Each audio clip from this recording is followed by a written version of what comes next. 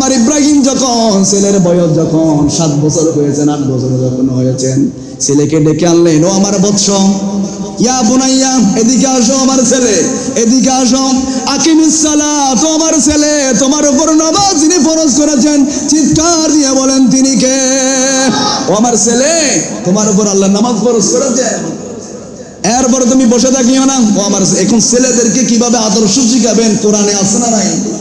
কিন্তু আমরা ছেড়ে দিয়েছি, কোরআন নিজেও পড়ি না, পরিবারকেও পড়তে দিই না, নিজেও কোরআনের সামনে যায় না, পরিবারকেও কোরআন পড়ার জন্য আদেশ দিই না। নেই, এগুলো আমাদের থেকে আস্তে আস্তে সব চলে যাচ্ছে।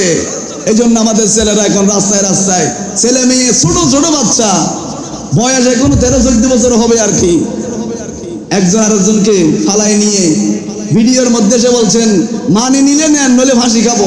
আছে না নাই? মানি নিলে নেন, নতুবা ফাঁসি খাবো। এখনো 13-14 বছরের ছেলে মেয়ে ফালিয়ে গিয়ে লাইভের মধ্যে সে মা বাবাকে হুমকি দিচ্ছে। কেন? অভিভাবকের দায়িত্ব পালন করতে পারেন নাই। মেয়ে মোবাইল ব্যবহার করে, আপনি বাবা হিসেবে মানা করেন নাই। ছেলে মোবাইল ব্যবহার করে, কার সাথে মিশে, কোন ছেলেদের সাথে মিশে, তার বন্ধু বান্ধব কারা, কার সাথে সেই উল্টো বসা করে, আপনি সেই দিকে তদারকি করেন নাই। আপনি আছেন শুধু টাকা আরো কামাইতে হবে, আরো লাগবে, ব্যাংক ভরে ফেলতে হবে, আরো বিল্ডিং একটা প্রয়োজন, আরো সম্পদ কিনতে হবে, আরো জায়গা প্রয়োজন। আপনি আছেন শুধু এইগুলা নিয়ে। ফ্যামিলি কোন দিকে আছে?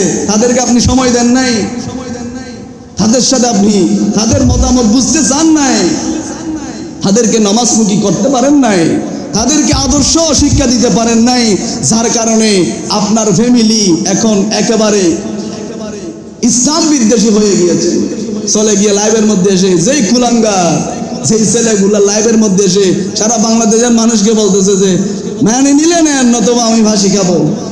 এরকম ইদানিং বেড়ে যাচ্ছে। কারণ কি? আপনি অভিভাবকের দায়িত্ব পালন করতে পারেন নাই।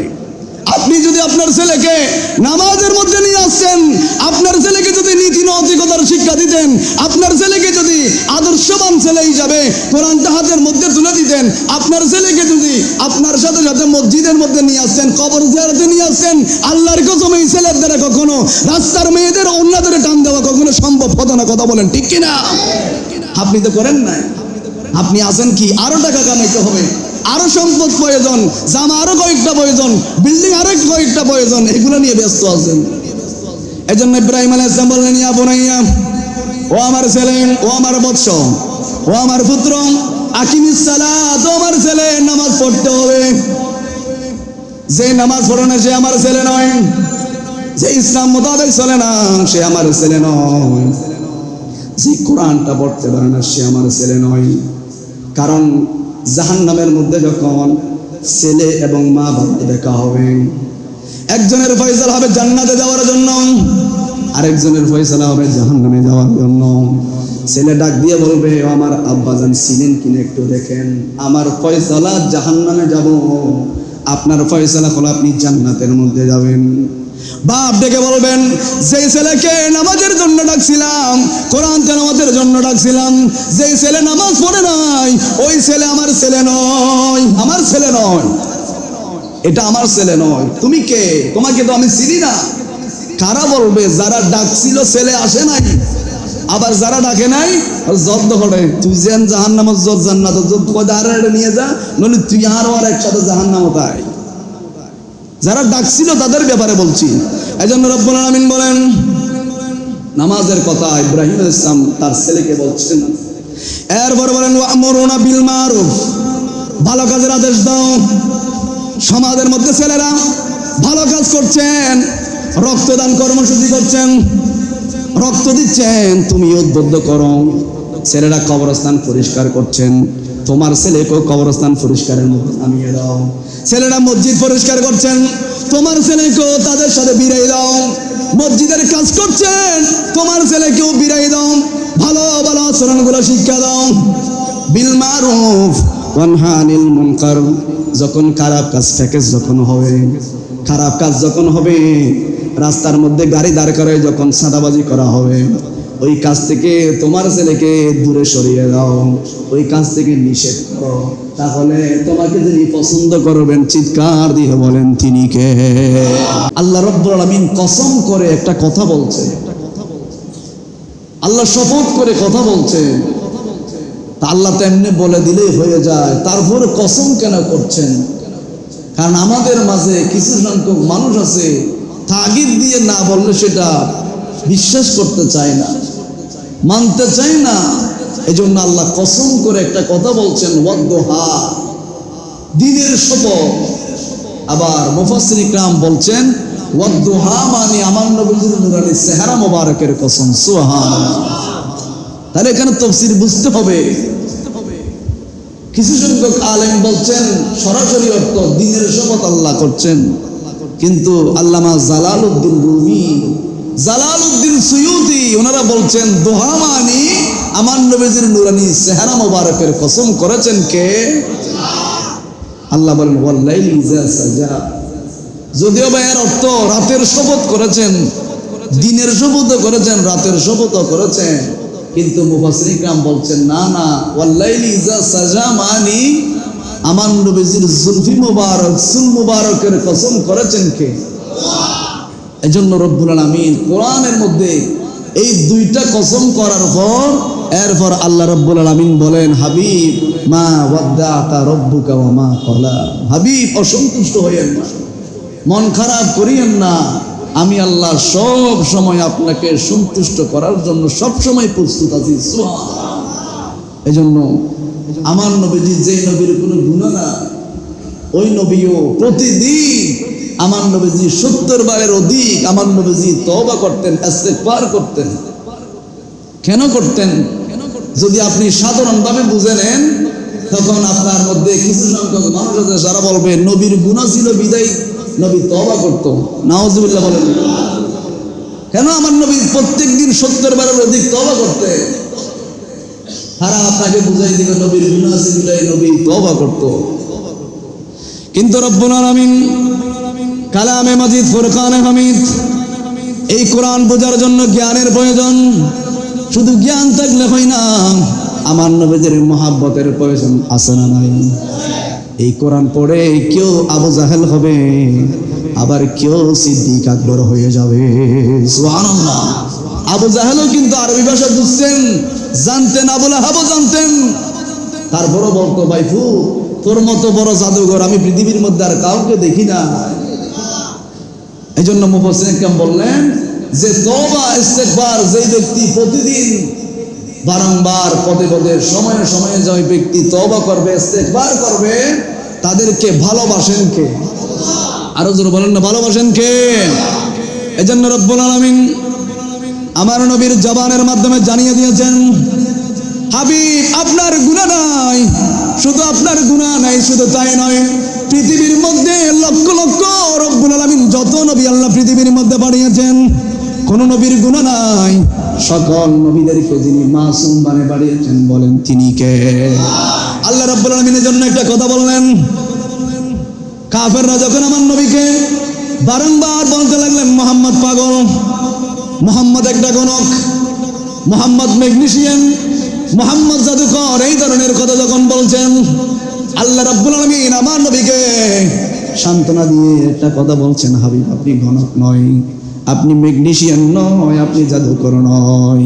ওয়াদ্দুহা ওয়াল্লাইলি ইযা সাজা মা ওয়াদ্দাকা রাব্বুকা ওয়া মা ক্বালা ওয়ালাল আখিরাতু খায়রুল লাকা মিনাল উলা ওয়ালাসাউফা ইউতিকা রাব্বুকা ফাতারদা।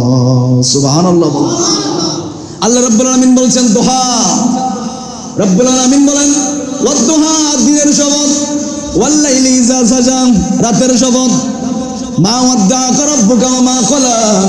হাবিব আপনি অসন্তুষ্ট হবেন না, ছোট করবেন না, আপনি হাবিবুল্লাহর শান মান যিনি বুলন্দ করেছেন, বলেন তিনি কে? ওয়ালাসাউফা ইউতিকা রাব্বুকা ফাতারদা। আপনি মন ছোট করিয়েন না, ইয়া রাসূলুল্লাহ আমি আপনার শান এত বাড়িয়েছি, এত বাড়িয়েছি, আপনার নাম যেখানে নাই সেখানে দোয়া কবুল হবে না। সুবহানাল্লাহ। আপনার নামেই লাগবে, আপনার নাম নিতেই হবে। আপনাকে এমন এমন জায়গার মধ্যে আমি রব নিয়ে গিয়েছি ইতিপূর্বে কেউ যেতে পারে না। এজন্য ইব্রাহিম আলাইহিস সালাম আল্লাহর কাছে যখন ফরিয়াদ করছেন, ইব্রাহিম আলাইহিস সালাম যেই কথাগুলো বলেছেন, ছেলের সাথে ইসমাঈল আলাইহিস সালামের সাথে যেই কথাগুলো ইব্রাহিম আলাইহিস সালাম বলেছেন, এইগুলা দুনিয়ার কারো পছন্দ না লাগলেও একজনের পছন্দ লেগেছে। চিৎকার দিয়ে বলেন তিনি কে? ইব্রাহিম আলাইহিস সালাম ছেলেকে বললেন, ও আমার ছেলে, ও আমার বৎস, ও আমার পুত্র, ইয়া বুনাইয়া আকিমিস সালাতা ওয়া'মুর বিল মা'রুফ। ও আমার ছেলে, ও আমার পুত্র, ও আমার বৎস। এখন আমরা ছেলেদেরকে ছেড়ে দিই, শাসন করি না। ছেলে কি করে? ইফটিজিং করে কিনা, মাদক খায় কিনা, নামাজ পড়ে কিনা, কেউ শাসন করি না। কয় ফ্যামিলি আছে, কয়টা ফ্যামিলি আছে ছেলেকে শাসন করে? কয়টা ছেলে আছে, কয়টা মুরব্বী আছে, অভিভাবক আছে ছেলেদেরকে নামাজের মধ্যে নিয়ে আসার জন্য তাগিদ দেয়? এমন আপনি পাবেন না। অল্প সংখ্যক আছে, আছে কিছু আছে।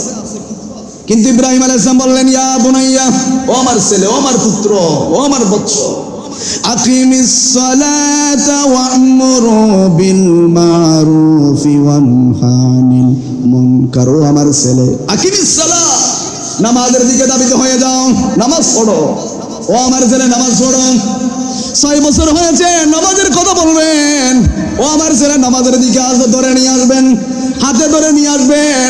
দেখবেন ছোট বাচ্চাটা আপনি সিজদার মধ্যে গিয়েছেন, সে সিজদা দিতে চায়, অথচ সে কিছুই জানে না আপনি সিজদায় গিয়েছেন। আপনার ছেলেও সিজদার মধ্যে যেতে চায়।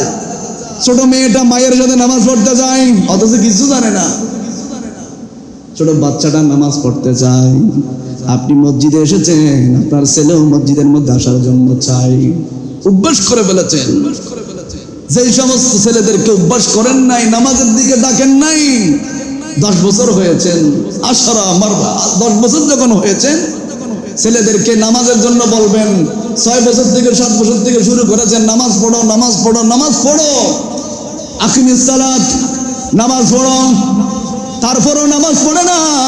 আমার নবী বলেন, তাকে প্রহর করো, মাইর দাও। কেন নামাজ পড়বি না? কেন নামাজ ছেড়ে দিবি? এটা তো নফল নয়, মুস্তাহাব নয়, সুন্নাত নয়। নামাজ পড়ার বিধান যিনি ফরজ করেছেন, চিৎকার দিয়ে বলেন তিনি কে? এজন্য রব্বুল আলামিন সকল নবীদেরকে বললেন, এই যে ইব্রাহিম আলাইহিস সালাম আল্লাহর সাথে যে কথোপকথন করেছেন, এই কথাটা ভালো লেগেছেন কার?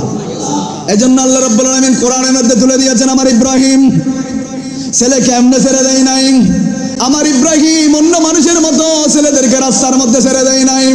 আমার ইব্রাহিম যখন ছেলের বয়স যখন 7 বছর হয়েছেন, 8 বছর যখন হয়েছেন, ছেলেকে ডেকে আনলেন, ও আমার বৎস, ইয়া বুনাইয়া, এদিকে আসো আমার ছেলে, এদিকে আসো, আকিমিস সালাত, আমার ছেলে, তোমার উপর নামাজ যিনি ফরজ করেছেন, চিৎকার দিয়ে বলেন তিনি কে? ও আমার ছেলে, তোমার উপর আল্লাহ নামাজ ফরজ করেছেন, এরপরে তুমি বসে থাকিও না। ও আমার, এখন ছেলেদেরকে কিভাবে আদর্শ শিখাবেন? কোরআনে আছে না নাই? কিন্তু আমরা ছেড়ে দিয়েছি। কোরআন নিজেও পড়ি না, পরিবারকেও পড়তে দিই না, নিজেও কোরআনের সামনে যায় না, পরিবারকেও কোরআন পড়ার জন্য আদেশ দিই না। নেই, এগুলো আমাদের থেকে আস্তে আস্তে সব চলে যাচ্ছে। এই জন্য আমাদের ছেলেরা এখন রাস্তায় রাস্তায়, ছেলে মেয়ে, ছোট ছোট বাচ্চা, বয়স এখনো 13-14 বছর হবে আর কি, একজন আরেকজনকে ফালাই নিয়ে ভিডিওর মধ্যে সে বলছেন, মানে নিলে নেন, নইলে ফাঁসি খাবো। আছে না নাই? মানে নিলে নেন, নতুবা ফাঁসি খাবো।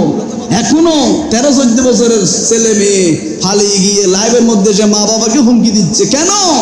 অভিভাবকের দায়িত্ব পালন করতে পারেন নাই। মেয়ে মোবাইল ব্যবহার করে, আপনি বাবা হিসেবে মানা করেন নাই। ছেলে মোবাইল ব্যবহার করে, কার সাথে মিশে, কোন ছেলেদের সাথে মিশে, তার বন্ধু বান্ধব কারা, কার সাথে সেই উঠে বসা করে, আপনি সেই দিকে তদারকি করেন না। আপনি আছেন শুধু টাকা আরো কামাইতে হবে, আরো লাগবে, ব্যাংক করে ফেলতে হবে, আরো বিল্ডিং একটা প্রয়োজন, আরো সম্পদ কিনতে হবে, আরো জায়গা প্রয়োজন। আপনি আছেন শুধু এইগুলা নিয়ে। ফ্যামিলি কোন দিকে আছে? তাদেরকে আপনি সময় দেন নাই, তাদের সাথে আপনি তাদের মতামত বুঝতে চান নাই, তাদেরকে নামাজমুখী করতে পারেন নাই, তাদেরকে আদর্শ শিক্ষা দিতে পারেন নাই, যার কারণে আপনার ফ্যামিলি এখন একেবারে ইসলাম বিদ্বেষী হয়ে গিয়েছে। চলে গিয়ে লাইভের মধ্যে এসে যেই কুলাঙ্গার, যেই ছেলেগুলা লাইভের মধ্যে এসে সারা বাংলাদেশের মানুষকে বলতেছে যে মানে নিলে নেন, নতুবা আমি ফাঁসি খাবো। এরকম ইদানিং বেড়ে যাচ্ছে। কারণ কি? আপনি অভিভাবকের দায়িত্ব পালন করতে পারেন নাই। আপনি যদি আপনার ছেলেকে নামাজের মধ্যে নিয়ে আসছেন, আপনার ছেলেকে যদি নীতি নৈতিকতার শিক্ষা দিতেন, আপনার ছেলেকে যদি আদর্শবান ছেলে হিসাবে কোরআনটা হাতের মধ্যে তুলে দিতেন, আপনার ছেলেকে যদি আপনার সাথে সাথে মসজিদের মধ্যে নিয়ে আসতেন, কবর জিয়ারতে নিয়ে আসতেন, আল্লাহর কসম এই ছেলের দ্বারা কখনো রাস্তার মেয়েদের অন্যদের টান দেওয়া কখনো সম্ভব হতো না। কথা বলেন ঠিক কিনা? আপনি তো করেন নাই। আপনি আছেন কি আরো টাকা কামাইতে হবে, আরো সম্পদ প্রয়োজন, জামা আরো কয়েকটা প্রয়োজন, বিল্ডিং আরো কয়েকটা প্রয়োজন, এগুলো নিয়ে ব্যস্ত আছেন। এই জন্য ইব্রাহিম আলাইহিস সালাম বললেন, ইয়া বুনাইয়া, ও আমার ছেলে, ও আমার বৎস, ও আমার পুত্র, আকিমিস সালাত, ও আমার ছেলে, নামাজ পড়তে হবে। যে নামাজ পড়ে না সে আমার ছেলে নয়, যে ইসলাম মোতাবেক চলে না সে আমার ছেলে নয়, যে কোরআনটা পড়তে পারে না সে আমার ছেলে নয়। কারণ জাহান্নামের মধ্যে যখন ছেলে এবং মা বাবা দেখা হবে, একজনের ফয়সালা হবে জান্নাতে যাওয়ার জন্য, আরেকজনের ফয়সালা হবে জাহান্নামে যাওয়ার জন্য। ছেলে ডাক দিয়ে বলবে, ও আমার আব্বাজান ছিলেন কিনা একটু দেখেন, আমার ফয়সালা জাহান্নামে যাব, আপনার ফয়সালা হলো আপনি জান্নাতের মধ্যে যাবেন।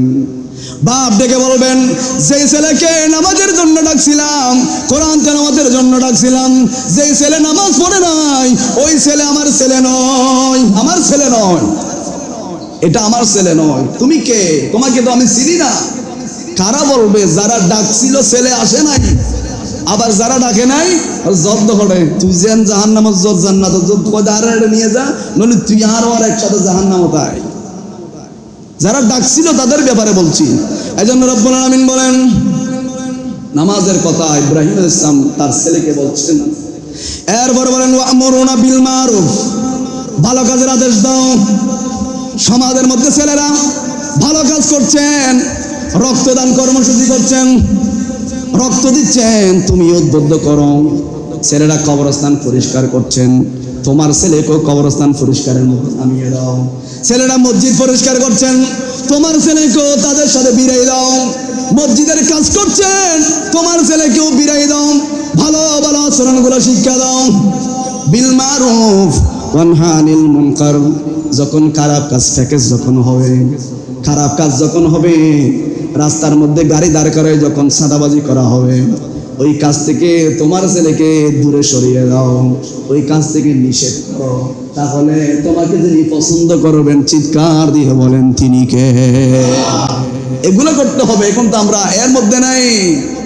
এরপর আবার আয়াতের অংশের মধ্যে বলেন, ওয়াসবির আলা মা আসাবাকা ইন্না যালিকা মিন আজমিল উমুর। ও আমার ইব্রাহিম আলাইহিস সালাম, ছেলেকে ভালো এবং মন্দ কাজের নিষেধ করো, শুধু এর মধ্যে সীমাবদ্ধ নয়। ওয়াসবির, সবর করতে হবে, ধৈর্য ধারণ করতে হবে। একজনের উপর বলেন তিনি কে? আলা মা আসাবাকা ইন্না যালিকা মিন আজমিল উমুর। তোমার ছেলেকে ধৈর্য ধারণ করার জন্য নির্দেশ দাও, এটাই তোমার জন্য দৃঢ় সংকল্পের কাজ। এই জিনিসটা যিনি পছন্দ করেন চিৎকার দিয়ে বলেন তিনি কে? এজন্য আল্লাহ কোরআনের মধ্যে শপথ করছেন, ওয়াদ-দুহা, দিনের শপথ, ওয়াল-লাইলি ইযা সাজা, রাতের শপথ। মা ওয়াদ্দাআকা রাব্বুকা ওয়া মা ক্বালা ওয়ালাল আখিরাতু খায়রুন লাকা মিনাল উলা ওয়ালাসাওফা ইউতিকা রাব্বুকা ফাতারদা। হাবিব, দোহা, দিনের শপথ, আমি আপনাকে অসন্তুষ্ট করি না, আমি আপনার সম্মান কমাই নাই, আপনার সম্মান এমন এমন জায়গার মধ্যে নিয়ে যাব যেই জায়গার মধ্যে কোনো মানুষ কেন কোনো নবীরা পর্যন্ত যেতে পারে নাই। সুবহানাল্লাহ। ওই নবীটাও প্রতি দৈনিক 70 বারের অধিক তওবা করতেন, ইস্তেগফার করতেন, আল্লাহর কাছে আমাদের জন্য কান্না করতেন। এই জন্য ইমাম হাসান রাদিয়াল্লাহু তাআলার কাছে 4 জন ব্যক্তি আসলেন, হুজুর আমরা এই এই অভাবের মধ্যে আছি। একজন বলে উঠলেন, হুজুর আমার যে ফসল ফলাদি আছে অনাবৃষ্টির কারণে ফসলগুলো নষ্ট হয়ে গিয়েছে। আরেকজন আসলেন, হুজুর আমার ছেলে সন্তান হয় না। আরেকজন আসলেন, হুজুর কেউ আমার কথা শুনে না। আর একজন আসলেন, হুজুর আমার জমি আছে কিন্তু ওই জমির মধ্যে কোনো ফসল হয় না। ইমাম হাসান সৈয়দুশ শুহাদা ইমাম হাসান বললেন, তোমরা চারজনের ফয়সালা হলো বেশি বেশি আল্লাহর কাছে তওবা করো, তোমাদের এই সমস্যাগুলো যিনি দূরীভূত করে দিবেন বলেন তিনি কে? আল্লাহর কাছে তওবা করতে হবে, মাফ চাইতে হবে, কারণ দুই সময় তওবার দরজা বন্ধ হয়ে যাবে। এক নম্বর হলো সূর্য যখন পশ্চিম প্রান্তে উদিত হবে, এমনি তো পূর্ব প্রান্ত থেকে উদিত হয়, যেদিন সূর্য পশ্চিম প্রান্ত থেকে উদিত হবে ওই দিন আপনাদের তওবার দরবারে আল্লাহর দরবারে কবুল হবে না। দ্বিতীয় নম্বর হলো বাদল গরগরা, মালাকুল মউত যখন আপনার শিয়রের পাশে চলে আসবেন, আপনার মাথার পাশে চলে আসবেন, যেদিন মালাকুল মউতকে আপনি নিজের চোখে দেখতে পাবেন। মানুষের মৃত্যু কেমন, কি নিয়ে আমরা অহংকার করি। গতকালকে ওই যে ভোলা বোরহানুদ্দিন থেকে আমাকে একজন ফোন করে বলছেন, হুজুর আমার মাটা মারা গিয়েছেন, একটু দোয়া করিয়েন। বললাম কি হয়েছে? বললেন হুজুর আমার মায়ের মুখের মধ্যে ক্যান্সার হয়েছে। হুজুর আমার মা মারা যাওয়ার আগে আমার মায়ের সাথে একটু সামনে গিয়ে কথা বলতে পারি নাই। হুজুর আমার মায়ের মাথার মধ্যে মুখের মধ্যে ক্যান্সার হয়েছে, গোস্ত জোরে জোরে পড়ে যায়। হুজুর ডাক্তার জবাব দিয়ে ফেলেছেন আর ভালো হবে না। হুজুর এই যে গত রাত্রে, হুজুর বৃহস্পতিবার রাত্রে অর্থাৎ শুক্রবারে মারা গিয়েছেন, আজকে জোহরের পর তারা জানাজা হবে।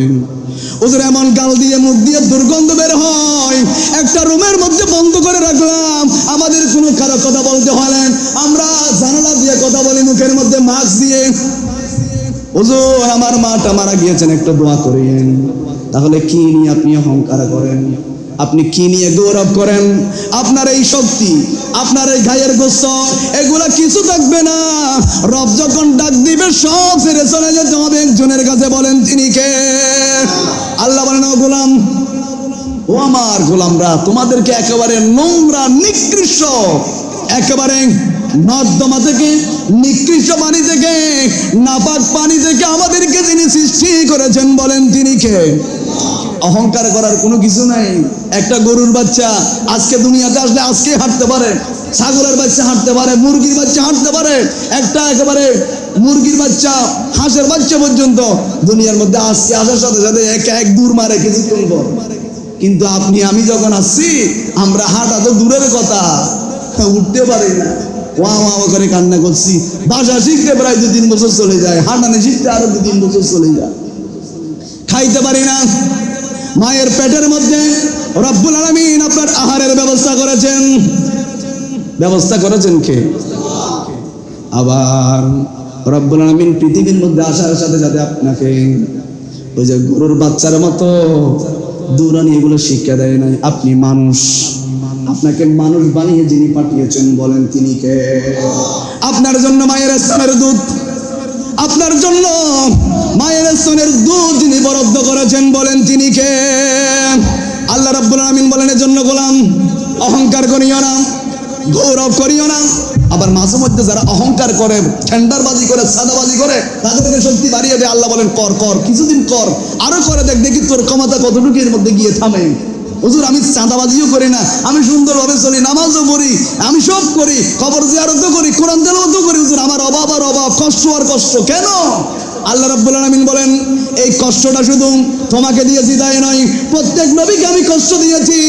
এই কষ্টের মধ্যে, পরীক্ষার মধ্যে যারা উত্তীর্ণ হয়েছেন তাদেরকে যিনি কবুল করেছেন বলেন তিনি কে? তাহলে কষ্ট বেশি হলে, কষ্ট পেয়ে যদি কোনো মানুষ মারা যায়, এই কষ্টের মাধ্যমে আল্লাহ তার গুনাহগুলো মাফ করে দেয়। কষ্টের মধ্যে রাখে আল্লাহ বলেন, আমার গোলামটাকে আমি বেশি ভালোবাসি, সেই তখন আমার থেকে দূরে সরে যায়, নামাজটা তার পড়তে ইচ্ছে করে না, এই জন্য একটা কষ্ট দেয়, যাতে নামাজমুখী হয়ে যায়। কষ্ট যখন পাবে তখন আস্তে আস্তে নামাজমুখী হয়ে যাবে, আস্তে আস্তে আমি আল্লাহর দিকে আসবে। এই জন্য আমি তাকে কষ্ট দিই, আমি তাকে ঘৃণা করে কষ্ট দিই না, ভালোবাসি বিদায় তাকে কষ্ট দিই। সুবহানাল্লাহ, আল্লাহুম্মা